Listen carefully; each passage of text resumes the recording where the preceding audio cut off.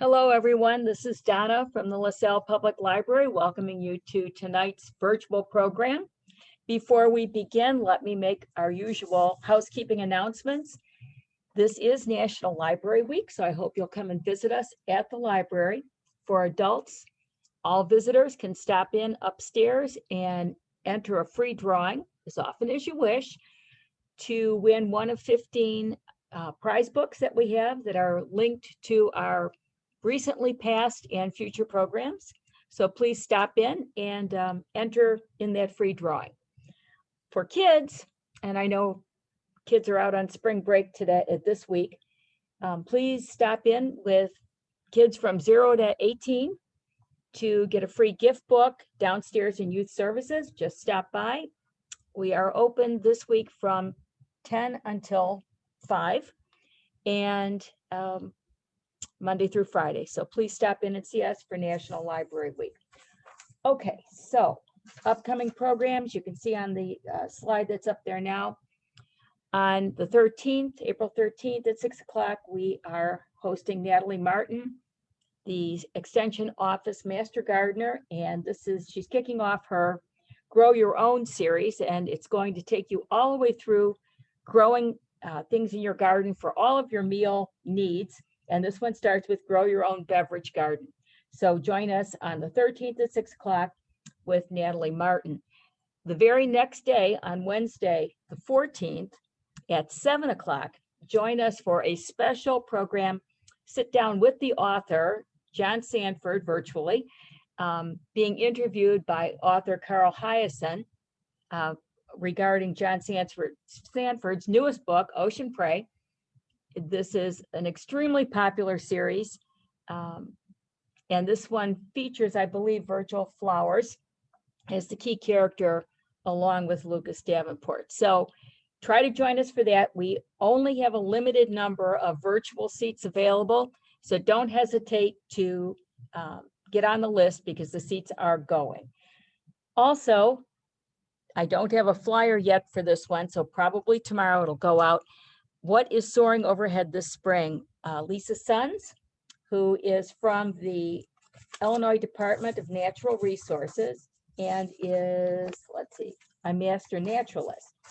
Lisa will be here again to do one of her wonderful birding programs. This is spring migration and the birds that you can identify in your backyard.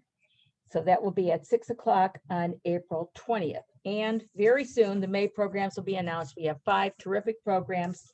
So kind of keep watching us either on social media or the website or the email for that information. And now, without spending any more time on announcements, again, thank you for attending tonight's program. This program is an Illinois Humanities Rhodes Scholar Speakers Bureau event named Behind the Beautiful Dress. Our speaker tonight is Erica Holst, Curator of History from the Illinois State Museum. Erica, welcome. I'm going to stop sharing my screen now and my microphone, and you can bring yours up. Okay, sounds good. I will do that right now. And I should be sharing my screen, correct? And you are. We can see your screen and we can see you in the thumbnail on the side. Okay, fantastic. Well, thank you everybody so much for coming out.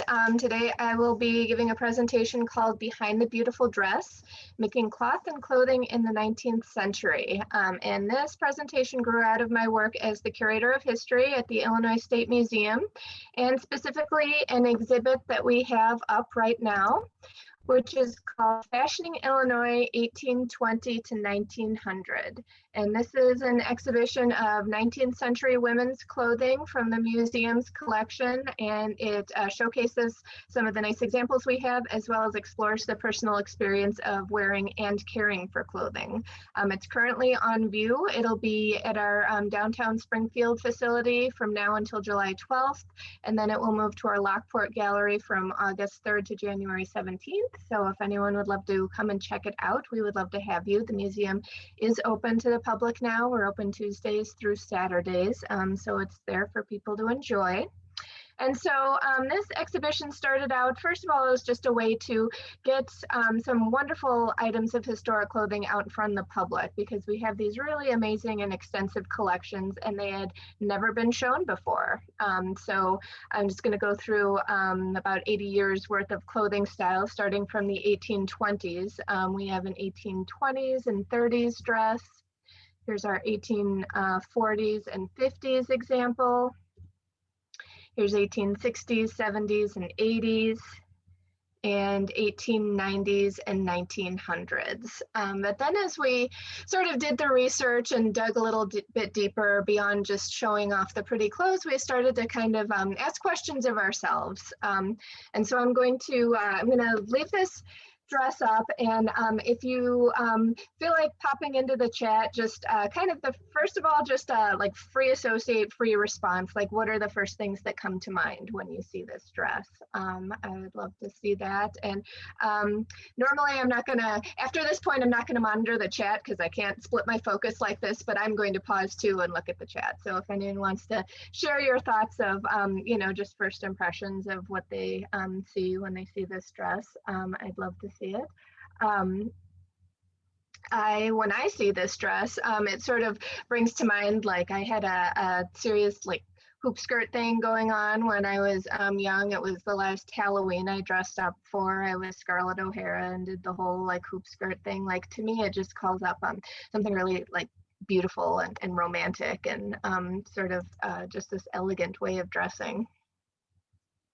And I see beautiful and elegant, and what a small waist. And yes, having worked with these garments in person, I can say that their waists really are small. In many cases, we had to use child mannequins to get the dresses to fit and kind of build out the bust because they wouldn't fit on an adult mannequin. And this is compounded by the hourglass silhouette there, having the kind of broad dropped shoulders as well as the broad circumference of the skirt creates this optical illusion where an already narrow waist looks even narrower. And someone asked if it's muslin. It is a cotton dress, you're right. And so next I want you to kind of think what kind of stories might be in this dress, or whose stories might be in this dress. And as you ponder that, I'll share that going into the exhibit, we first approached it from what I think is probably a pretty standard way of thinking of garments is, who wore it. And these garments tell the story of the people who wore them. And then we tried to challenge ourselves to think outside the box a little bit and started thinking, well, there's deeper stories than that beyond who wore them. There's the story of who made these dresses, and that might not be the same person as who made them. And taking that a step further, who made the fabric that was passed on to someone who made the dress that passed on to someone else? Who cares for the dress? Perhaps it wasn't the owner who mended or cleaned the dress. And so we started to realize that there's a lot of different stories packed into these beautiful dresses. And we realized too, digging into a little bit of the textile production history and economic history, that it's not always a happy story. We uncovered, sadly, a lot of exploitation in the textile and garment industries. And so we sort of evolved the focus of our exhibit to include, and let me try to click over here. We wanted to ask viewers to explore the human cost between the accessibility of textiles and fashion in the 19th century, and then stop and reflect on how that leads to today, and where our clothes come from today, and the conditions under which our modern clothing is produced. So this is what we'll be diving into in this talk. So I'm going to dive in by talking to you about textile production in early America. So basically you have two different categories of textiles. You've got the plant fiber textiles, which are cotton and linen, which comes from flax. And you've got the protein and the animal fibers, which is wool or silk. So no synthetics here. This is way before like polyester and rayon, all synthetic fabrics. Something that's important to know about cloth production in early America is that It was split between being imported and woven domestically. So from Europe and Asia, you could get cotton, linen, silk, and wool. You could get all four. Domestically, you could really only get linen and wool. There wasn't much of a silk industry to speak of, although people tried. And now we're talking like pre-Revolutionary War, so the American cotton industry hadn't taken off yet. And it's also important to understand that a lot of cloth was imported, and Britain experienced their Industrial Revolution about a full century before America did. So by the time American colonization was really getting underway in the 17th and for sure by the 18th centuries, the British textile factories were up and running. And so colonial America wasn't able to weave enough homespun to clothe all its citizens.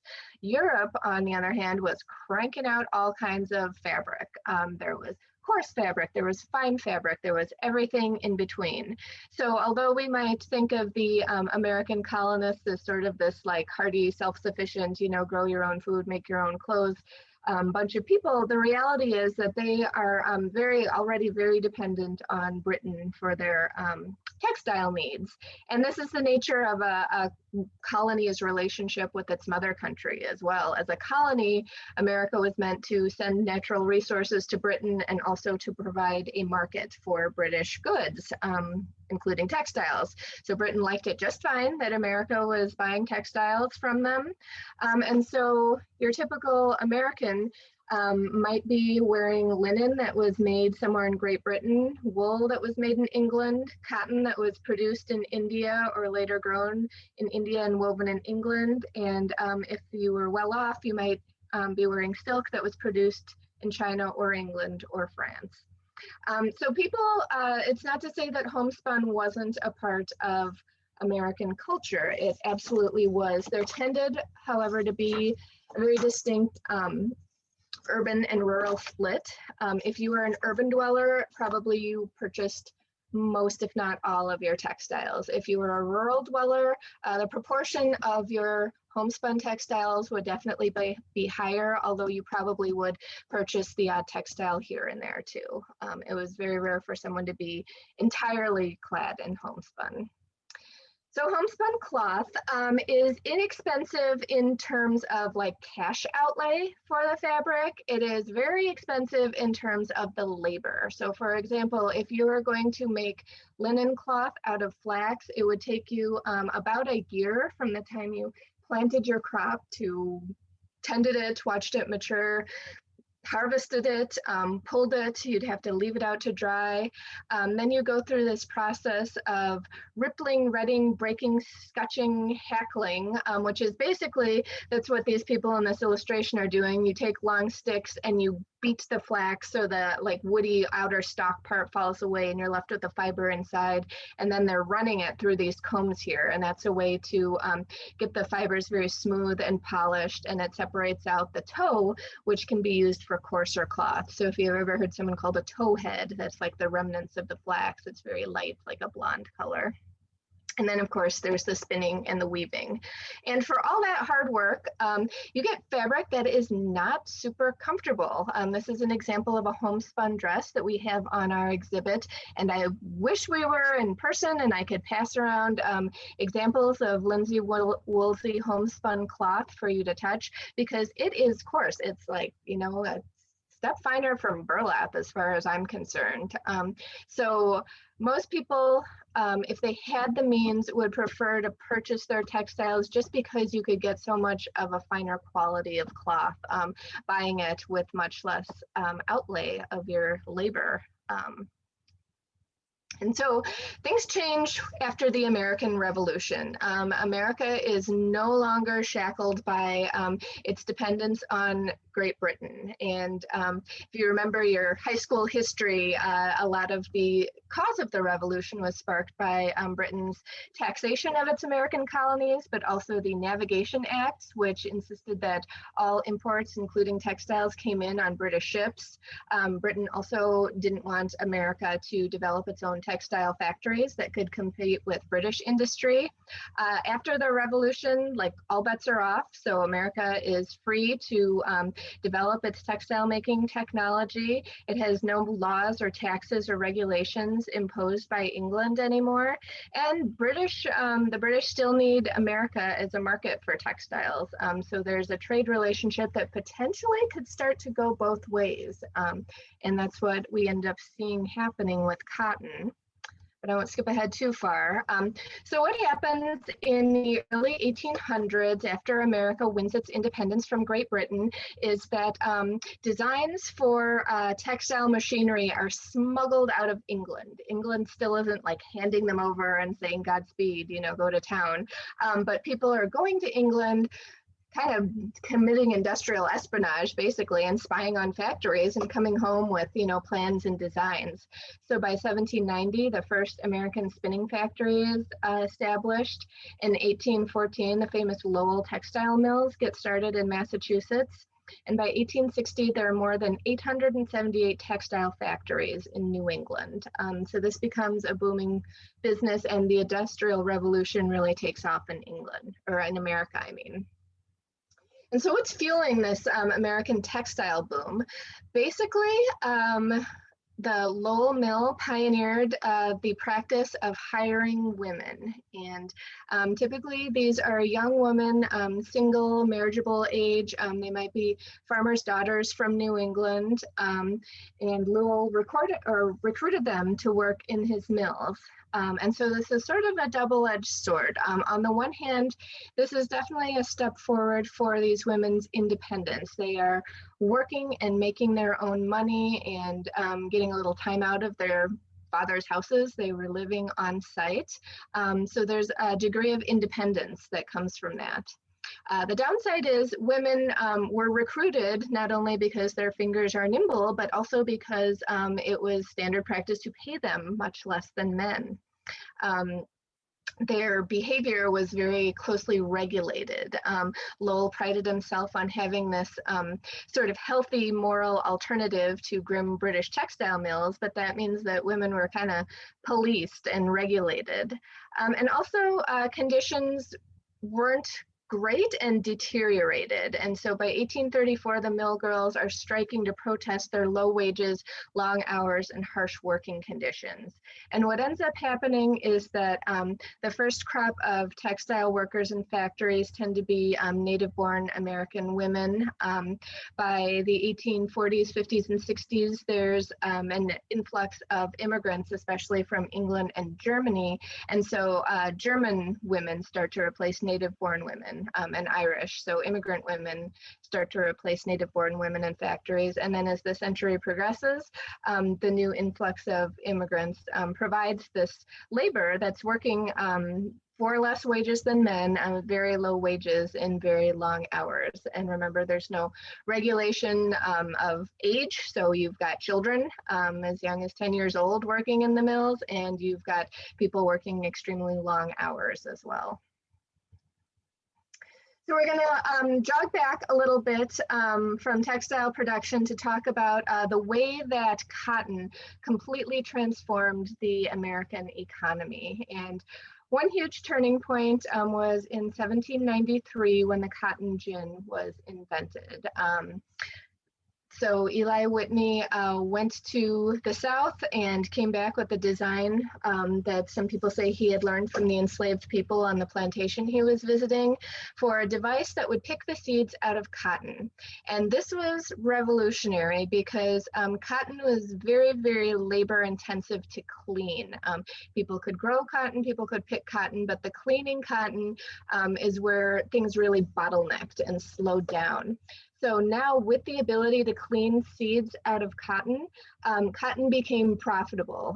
You could produce it in quantities enough where it could be this cash crop. And so cotton was sort of the dot-com bubble of the 19th century, the land bubble, any kind of get rich quick, it was the cotton industry. And you can't understate or overstate the impact on the American economy and basically the course of American history. So the rise of cotton and the invention of the cotton gin comes into play at this crucial time in American history. So we're all familiar with the idea that generally the states in the North had abolished slavery fairly early on and kind of skewed more industrial, and the states in the South held on to slavery. Well, by the early 19th century, Virginia and Maryland, kind of the old South, the old slave states, were moving away from the tobacco production that had kind of been their cash cow, the bedrock of their economies. The soil was exhausted by this point. Many farmers were switching away from tobacco to livestock and wheat and kind of a mixed use of their lands. And so this was sort of a turning point in the nation where, had cotton not come along, slavery might well have petered out because there wasn't the demand for it in the older portion of the slaveholding states. But almost at the same time, then you have the development of the cotton gin and the boom of cotton, and cotton becomes a profitable endeavor. And so the cotton growing states are down in what we call the Deep South: Georgia, Alabama, Mississippi, parts of Louisiana and Arkansas into Texas. And so the way to make money off of cotton is hampered by two roadblocks. There needs to be land and there needs to be labor. And so the first problem of land was solved by the Indian Removal Act of 1830, which forced thousands of indigenous people west of the Mississippi River. It's not a coincidence that the land that they were being forced to vacate is the prime cotton growing land in the United States. And the problem of labor was solved by the forced migration of the enslaved people of the old Upper South to the Deep South. And so the cotton economy controlled the destiny of millions of enslaved people. It was called the Second Middle Passage. The largest forced migration in American history was the movement of more than 1 million people from the old slave states to the newer cotton states. And so cotton became the underpinning of basically the entire American economy. And I'm, raised in Illinois. Those of us from northern states sort of see it as the South's peculiar institution. It's been called that cotton and slavery is a Southern thing. And truly, it was really this intertwined economic web in which the entire country was caught up. So you had Southern cotton that was feeding New England textile mills. You had Northern bankers and merchants who were underwriting Southern cotton plantations and shipping Southern cotton to mills in England. You had American consumers who were benefiting from cheap textiles, cheap cotton, and of course the Southern planters were enriching themselves. So if you look at this dress here, you can sort of, it symbolizes, you look at it and you think, okay, that's a cool dress, but it's a cotton dress. And so come to think that the cost of this dress was probably not that much to the consumer because of the amount of cotton being produced had driven down the cost of yardage and made brightly colored cloth available to the consumer. The hidden cost that we don't see is the stolen lives and labor of millions of enslaved African Americans who were forced to work under brutal conditions to make this cotton available. And the success of the Southern plantation system truly depended on a new system of brutality in which enslaved people were basically, the torture was leveraged against them to get them to produce the most amount of cotton possible. And so the cost, the human cost of this garment is stark, and it's a stark reminder of the economic system that was fueling mid-19th century America. So the great availability of cotton changed Americans' relationship to their textiles. This factory-made cotton was relatively inexpensive. It was washable, which was a big bonus.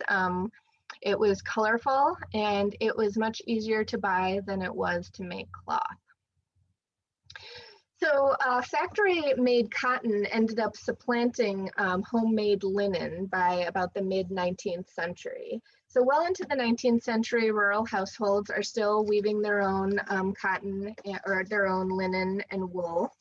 What starts to happen is that you have this cottage industry. First, wives are taking their homespun linen and they will go take it to the corner store and trade it, and they'll trade it for goods or trade it for a credit on their account. As cotton starts to come in, you see women buying cotton yarn and weaving it in with their homespun wool or their homespun linen. So the linsey woolsey dress, linsey woolsey originally started out as a mixture of linen and wool, but eventually it became a mixture of cotton and wool because the cotton supplanted, but the name stayed. And then eventually women stopped spinning and weaving altogether and just purchased their cloth ready-made. And remember, it took a year to a year and a half and multiple labor-intensive steps to make linen. So they're really just kind of reached this price point where in the cost-benefit analysis of the average homemaker, it was just more efficient and cheaper to purchase cotton. Cotton began to, here's a fun fact, rival linen for undergarments in household textiles. So people before were wearing linen undergarments, and basically it looked like this, a shift for women. For men, they would wear a shirt, and that long sleeve shirt would go down, it would reach nearly to their knees. And so for a long time, men were wearing long shirts and no underwear because the shirt kind of did double duty. They would kind of tuck it between their legs and it would sort of serve double duty as your undergarment. And so linen is something that is soft, it's durable, you can wash it a lot, it grows softer where you wash it, it's breathable. Cotton comes in and cotton is cheaper. It's kind of less durable. It was considered kind of a less fine material, but again, it was so accessible that why not?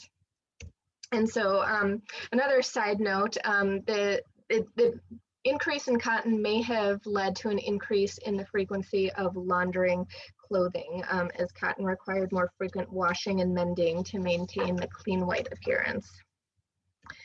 The availability of cheap textiles also changed people's fashions. So that dress that I started with the big hoop skirt, and here's a garment from the 1830s.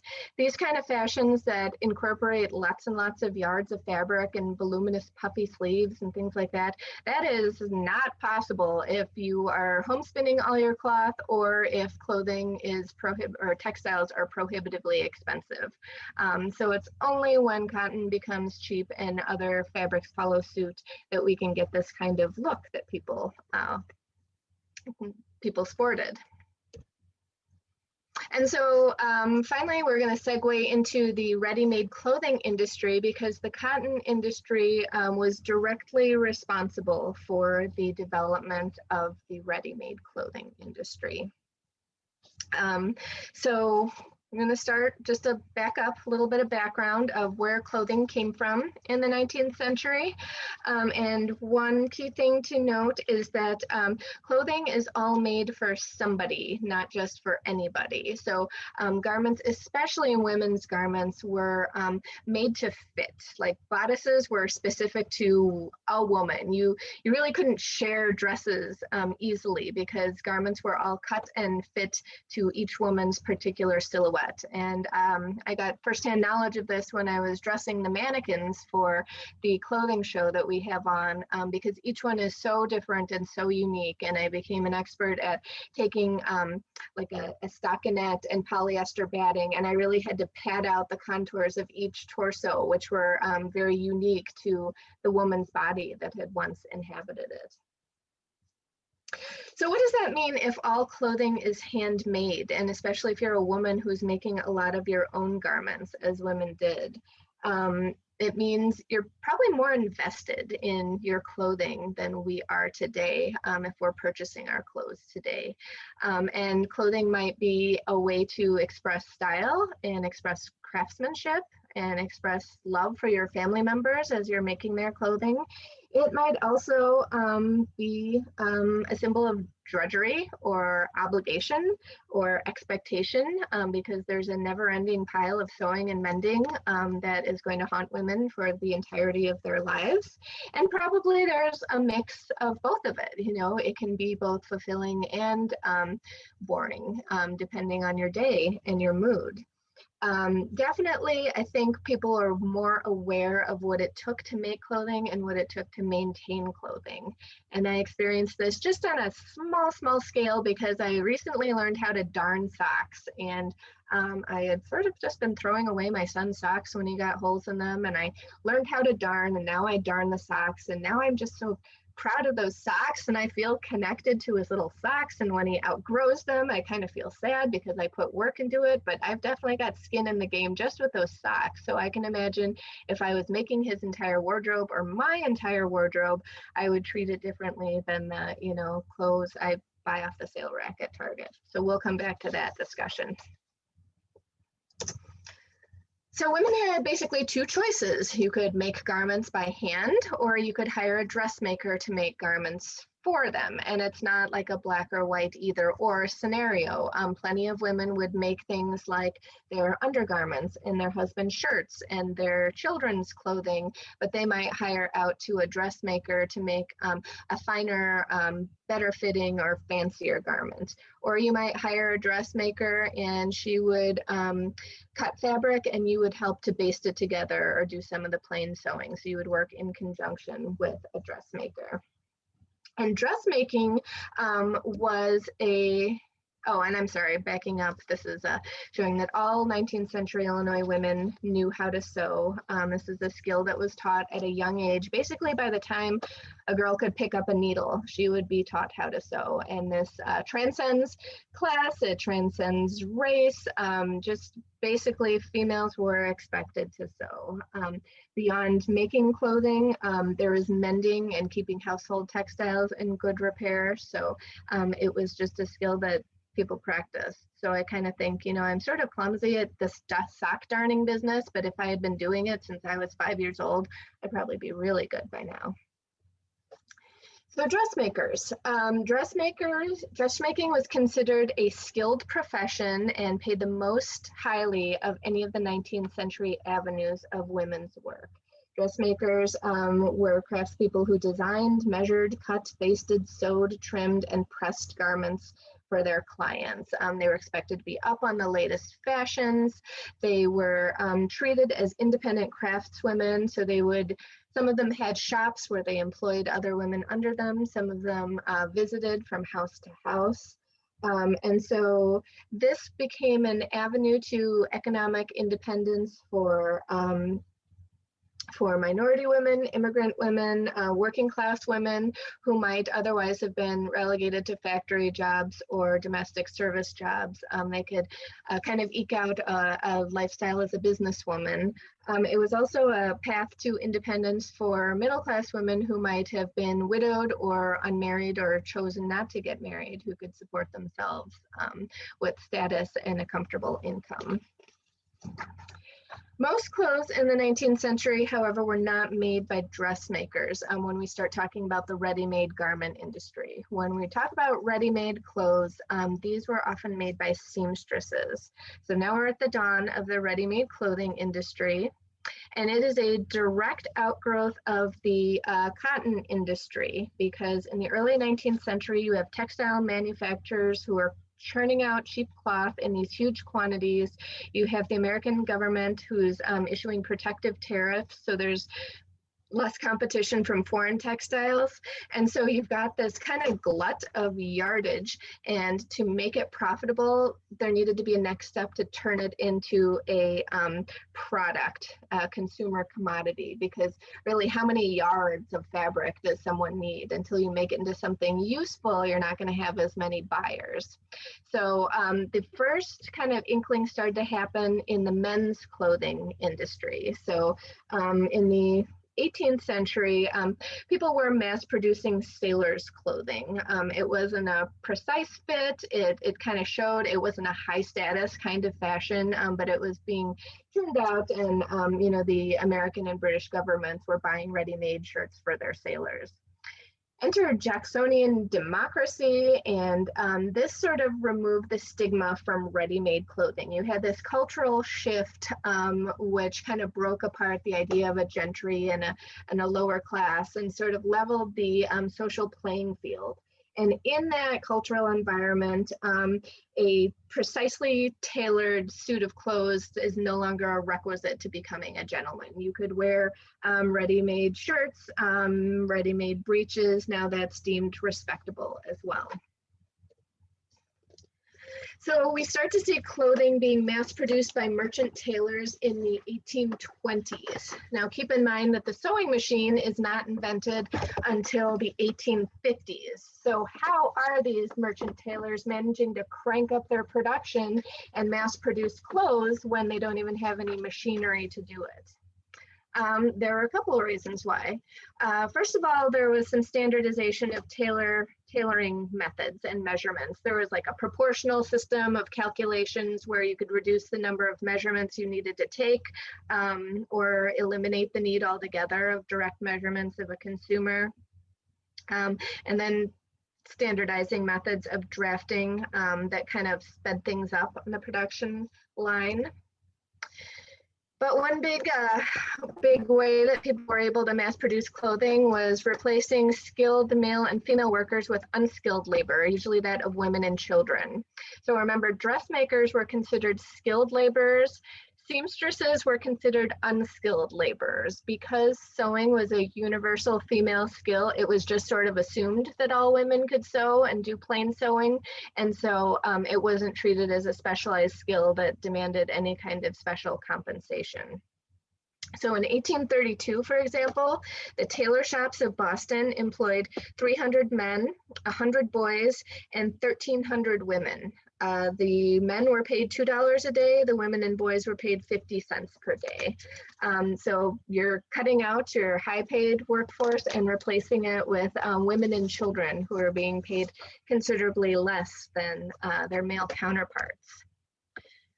And so these seamstresses are unskilled labor and paid accordingly. The skilled labor was done in the shop by men. They made the pattern, selected the fabric, and cut the cloth. Women would pick up bundles of cloth. And so to make a shirt in the 1820s, it took an average of 20,000 stitches, working 12 to 14 hours a day, 6 days a week. Women got paid 12.5 cents per shirt. She could make an average of 6 to 9 shirts per week, which means she earned between 75 cents and $1.12 per week. And she worked on what's called the putting out system in the early part of the 19th century. And this is before garment factories. Basically, a seamstress would pick up a bundle of pre-cut fabric and she would take it to her home and she would assemble it, she would line it, trim it, wash it, press it, and fold it. And so there's a lot of overhead involved in this. She's in her own home, burning her own candles, heating, her fireplace with her own wooden coal. She has to go around the city looking for work, picking up her work, dropping off her work. And wages are low. Clothing manufacturers are trying to keep costs down. And there's a large labor pool. This woman's probably in competition with many other women. She's also in competition with prison labor, poorhouse labor, and women's sewing circles, which sewed clothes for charity.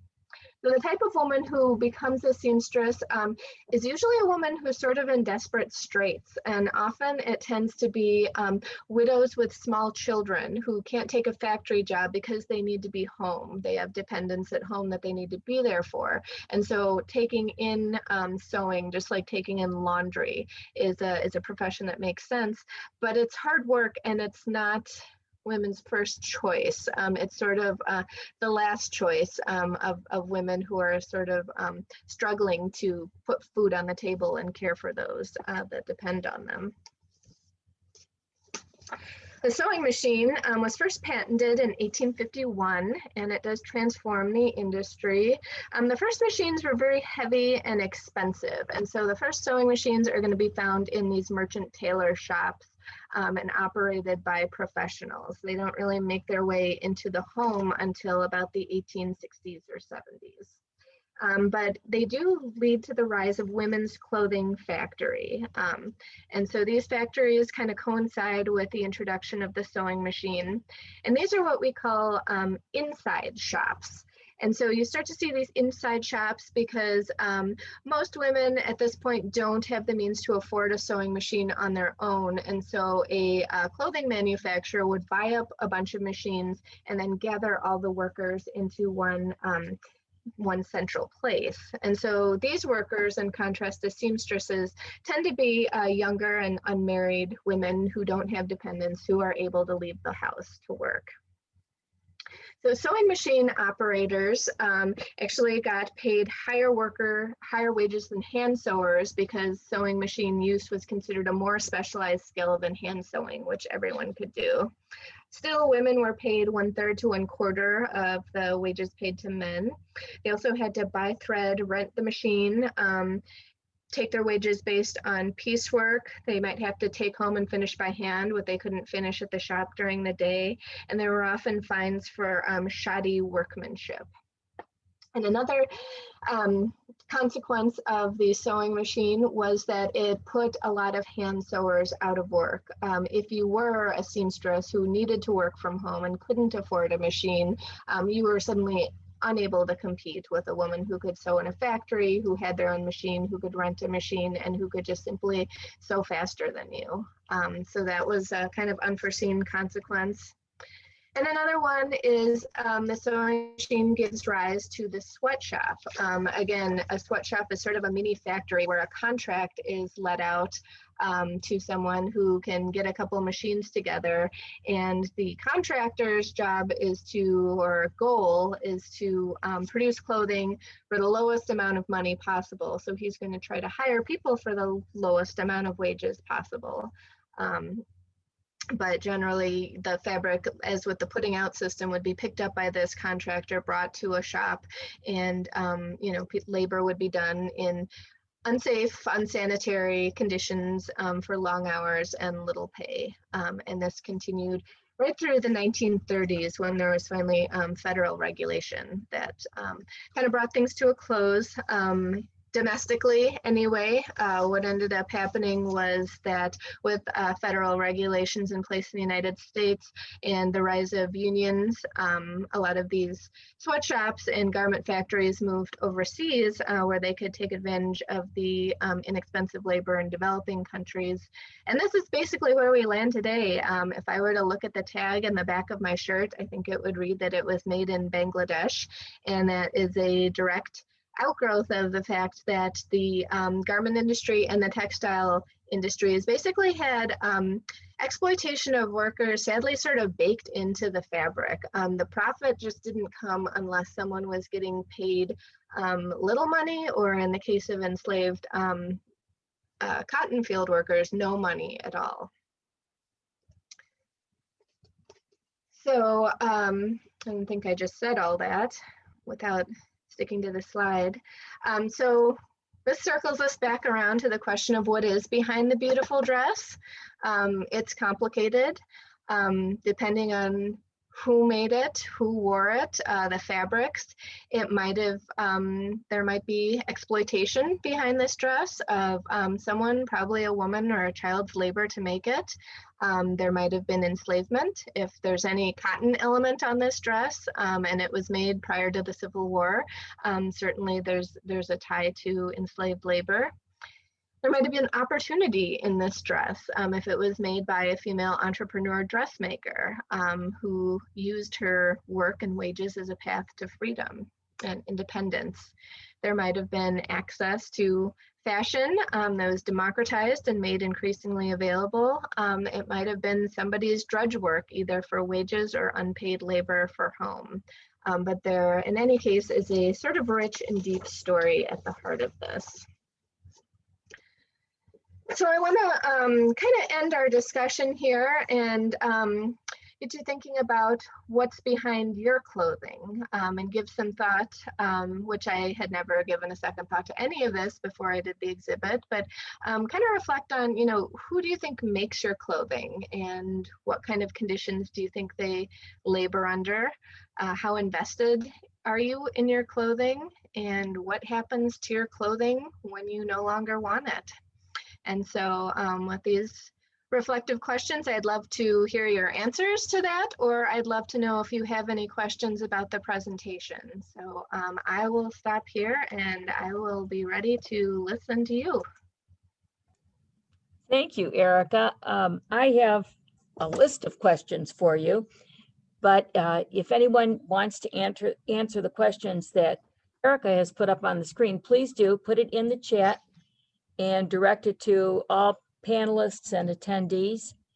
I'll let you think about that while I get started here with a few questions. I did look up the conversion rate from those wages for the 6 to 9 shirts a week that you quoted.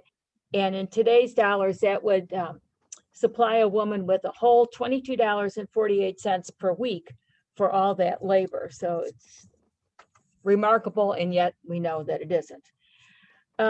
Tell me a little bit, if you can, about how cotton depleted the soil. I mean, did cotton planters suffer the same problems that tobacco farmers did in Virginia, where the soil was just depleted and worn out, or did they somehow keep it going? Because it seems like it kept going forever. I don't know about like the biology of the cotton plant, but I do know that the cotton production only increased between 1800 and 1860, and I don't know the exact figure, but it was something on the order of like, there were maybe, oh, I wish I had it. It increased, you know, tenfold, say, or hundredfold. There was much more cotton being produced by 1860 than by 1800. And so part of this is, I don't think it's exhausting the soil in the same way. There just seems there's an insatiable demand for it. These British textile mills just need more and more cotton, and so anybody could get in the game.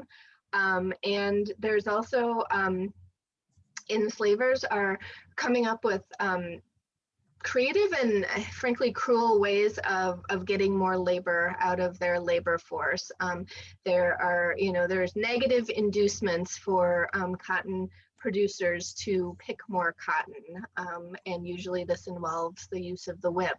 But in the early 19th century, an average person picking cotton could pick, say, like 30 pounds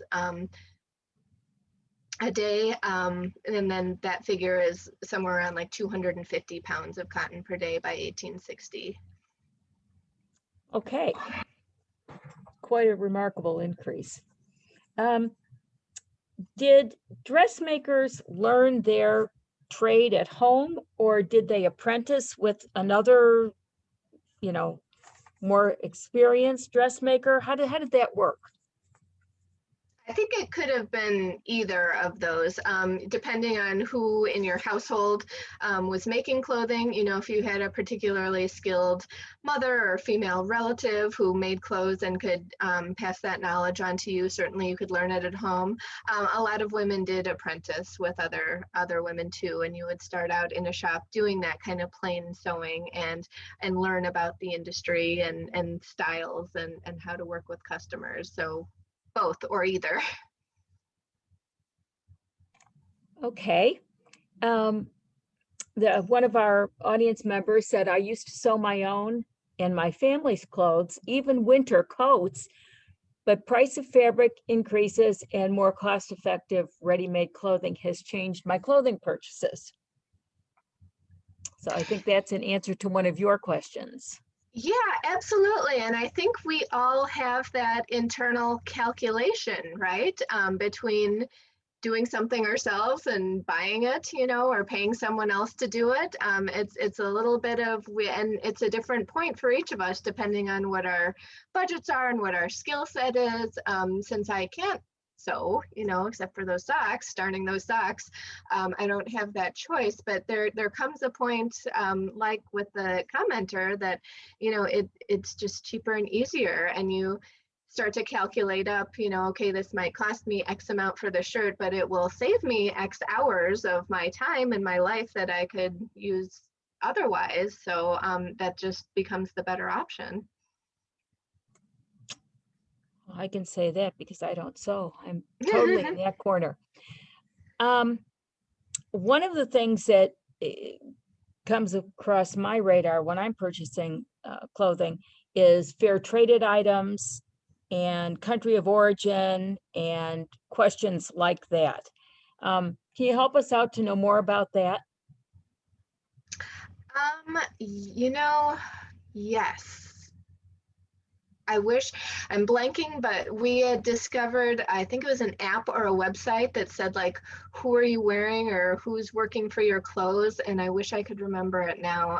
But there's a website out there where you can kind of type in the brands that you're wearing, and it'll tell you exactly, how ethical your clothing is. But I think it brings up an interesting question of who can afford to be ethical, because in my head I would love to have a ethically sourced wardrobe. In reality, that tends to be much more expensive. If you're people who are making your clothes are getting paid a fair wage, then that drives the cost of the the garment up. And so a lot of us in middle class budgets, just can't have entire wardrobes filled with ethically sourced clothing. And so that's sort of like a philosophical and ethical question on its own there. And it's a personal question. Everyone has to decide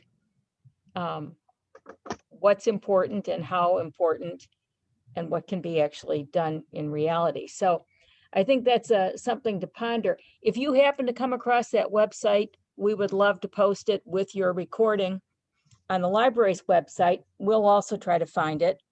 So if you could do that for us, that would be great. I have another question here. What set fashion demands of the day? When did dressmakers, when that was the skilled profession, did they come up with their own designs, or when did patterns come about? Vogue and simplicity. When did all that happen? That's a great question. So for the 19th century, Paris was really driving fashion, and Parisian fashion magazines and fashion plates would get imported to America, and they would be copied immediately into women's fashion magazines like your Petersons and your Godey's.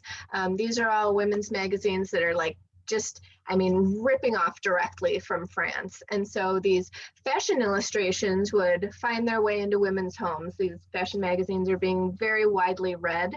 And initially, it's just an illustration. There's no pattern involved with it. And so you would go to your dressmaker, or if you're a dressmaker yourself, you would look it over and you would try to create just based on a visual. And a lot of women basically are updating an existing garment too. There's less, making whole new dresses out of whole cloth. It was more common to, take your dress from 2 years ago and you look in Godey's and you're like, oh, they've got ribbons on the bodice now. So you add ribbons, it's in the trim and the little details. You would tweak it here and there to make it fashionable. The patterns didn't really come about. They started to be introduced in the 1860s, and then they were started to be sized in the 1870s and 1880s. And so this goes a long way towards democratizing the fashion, because now not only can you see the fashion in a magazine, you can have the pattern from it. So any reasonably competent home sewer can be wearing, the latest French fashion and stay up to date with all the fashion. And it's a little bit funny. the way the sewing machine impacts people's sewing habits, it was marketed to women as, oh, this will save you so much time, and in some cases it did. You can certainly sew faster on a machine than you can by hand, but what ends up happening in the 1870s and 1880s, when sewing machines are making their way into homes, is that fashions get so much more elaborate, because all the time you're saving sewing the dress, you can now spend that time sewing on ribbons and ruffles and lace and this and that. And so really the time savings is eaten up by this really like elaborate floofy clothing that comes into being. I see one of our audience members commented about donating used clothing. And another person said that I buy cheap clothes and wear them until they're worn out. And when I can't wear them any longer, I cut them up and quilt them. Scraps from that are made into dog beds and donated. How practical would a quilt have been in 1820? You know, so there was definitely a life cycle to clothing.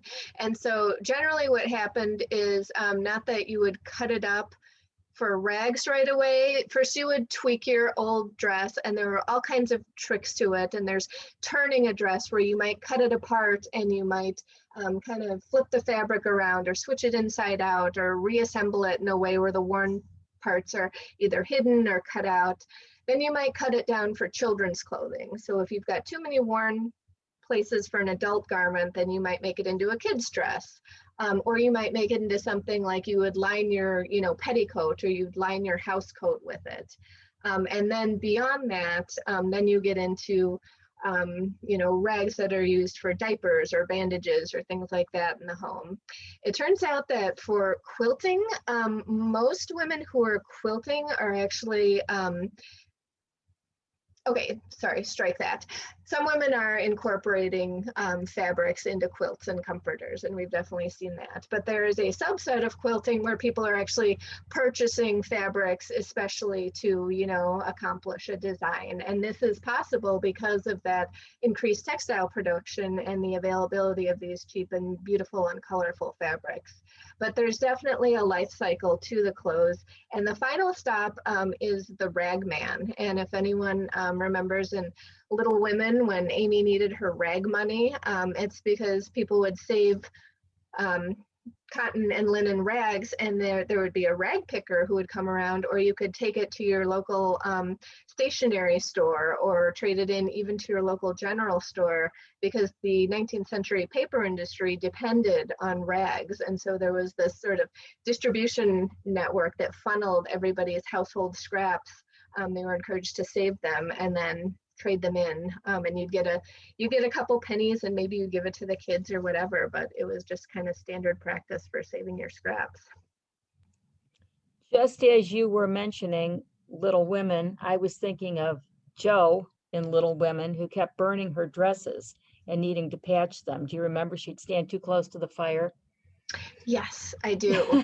And I remember, I think Meg said something about her dress was freshly turned and looked just like new or something, or she hadn't had time to make over mother's old dress. But there's definitely that undercurrent of, tweaking and preserving the life of your clothing running through Little Women.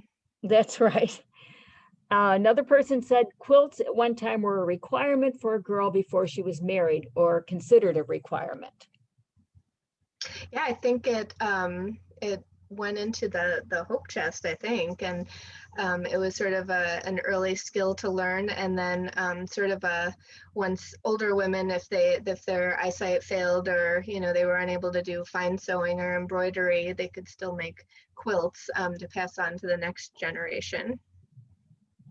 Regarding your last point there, what happens to your clothing when you no longer want it? I have followed a few articles in the news about how, for example, department stores or big box stores, when they have remnants of clothing that they can't sell and they've discounted them beyond making it practical to have another sale with them, just dispose of all these garments into landfills, and it's a tremendous problem. Do you have any comments on that or insights? Not beyond echoing what you just said, but I'm aware of that too. And I think a lot of fabric actually winds up in the oceans as well. But I think it's a surprising source of pollution. It's not, you don't think of clothing and textiles being garbage, but I think a lot of them, end up getting thrown away. Yeah, something to look into, and that's what we do at the library. So we'll do that. I have another question for you. How does, actually, I'm going to give you this as a twofold question.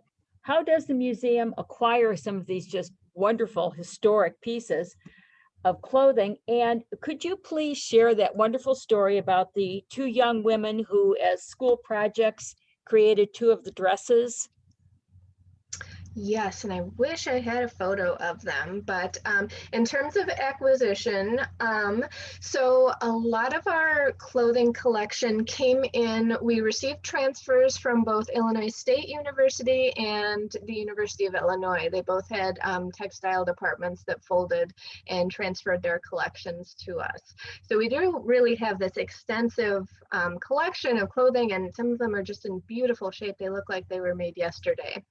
Going forward, because our collection is so extensive, the things that we're acquiring, we're looking for individual pieces, and we like a solid provenance. So we like to know, who wore this, and under what circumstances, and where did they live, and do you have any stories or memories attached to it? So it's basically more about the story today than just an example of a beautiful dress. And so as part of a complement to this exhibit, our educator reached out to high school students, and her initial goal was to create a fashion showcase. And we wanted to have it at the museum in conjunction with the exhibit opening. And then COVID happened, and kids were sent home to learn remotely. So we only ended up getting 2 participants, but we had 2 very talented students who looked at the clothing in the exhibit and drew their inspiration, and then created their own garment, just inspired by what they saw. And so both of them are absolutely stunning. One is a young man who I think had never sewn before and created this beautiful dress. And so, yeah, they're 2 very talented kids. I think we have your link that we can share. We'll put that up when we put your recording up on the website. I encourage everyone to take a look at it. It is truly remarkable, and these students deserve a big round of applause. I am so impressed with that. It looks like I'm pushing 7 o'clock here, so I don't want to run too long on this. I want to thank you again, Erica. This has been a tremendous presentation, so exciting. And I do encourage our audience to, as soon as they can break free, to try to come down and visit in Springfield. We do have our Quickie 3 quick question survey that's going to pop up right at the end when we close out. And then we ask you to please take a minute to complete the survey that's supplied by the Illinois Humanities Council as part of this Rhodes Scholar Grant Program. That will be coming to each of you who in the audience who is on the program today, and it will come to you in an email. If you could just take a few minutes, it helps the Humanities Council realize the kinds of programmings that Illinoisans are looking for, and it's a real help, and it does keep the grant program going, which we very much appreciate. So again, Erica, thank you so much. I can't wait till I can come down to Springfield and talk with you personally. And with that, looks like we have another comment here. I feel I'm very interested in my clothing. My sister and I have a great collection of vintage clothing that we've been collecting since we were teenagers, and we are 60-ish, young. We still love wearing vintage styles, but we like modern day clothes too. We also grew up sewing our own clothes. Thanks for this program. And I will echo that. Thank you. It was just wonderful. And with thank you much. So there's so much to think about here, and I'm going to try to find, I will put up the link for the high school students, and we will try to also look into that link about tracing your clothing to see how ethically made it is. And so with that, I am going to close for now. Erica, I'll turn it back over to you for closing comments. Oh, I just wanted to thank you so much for the opportunity and thank you for showing up and being thoughtful and being interested. I just appreciate it so much and wish everyone, health and, and a good rest of the year. Thank you for coming. We're all looking forward to these sunny days of spring and a healthy year ahead. Thank you again, Erica. Thank you to our audience. And with that, I'll close. Good night. Good night.